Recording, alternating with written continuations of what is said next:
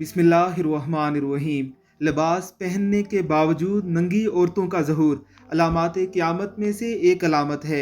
हज़रत अबू हुरैरा रज़ी अल्लाह ताला अन्हो बयान करते हैं कि रसूलुल्लाह सल्लल्लाहु अलैहि वसल्लम ने फरमाया, दो ऐसे जहन्नमी गिरोह जिन्हें मैंने अभी तक नहीं देखा। एक तो वो जालिम लोग जिनके हाथों में गाय की दुम जैसे कोड़े होंगे, उनसे वो लोगों को मारेंगे। और दूसरी वो औरतें जो कपड़े पहनकर भी नंगी ही नजर आएंगी, लोगों को अपनी तरफ माइल करने वाली और खुद भी लोगों की तरफ माइल होने वाली। उनके सर के बाल बख्ती ऊंटों की कोहानों की मानिद एक जानिब को ढलके हुए होंगे।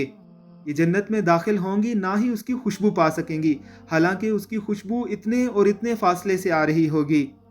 औरतों का ऐसे तंग लिबास पहनकर घर से निकलना जिससे उनकी जिस्मानी नशेबो फिराज नुमायां होते हों, और ऐसे शफाफ बारीक कपड़े पहनकर निकलना जिनके बायस बैठते और चलते वक्त उनके आज़ाए जिस्मानी वाजे होकर सामने आते हों।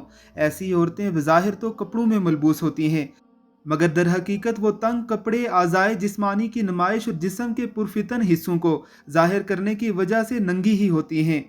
माइलात के एक मानी ये भी हैं कि ये ख़वातीन अल्लाह की अताअत से इनहराफ करने वाली और उसकी अताअत पर इस्तकामत ना दिखाने वाली होंगी। हदीस में बयान करदा लफ्ज़ ममीलात के एक मानी ये भी हैं कि दूसरी औरतों को फहाशी की तरफ रागिब करने वाली, यानी ये फसाद में मुब्तला और फसाद फैलाने वाली होंगी।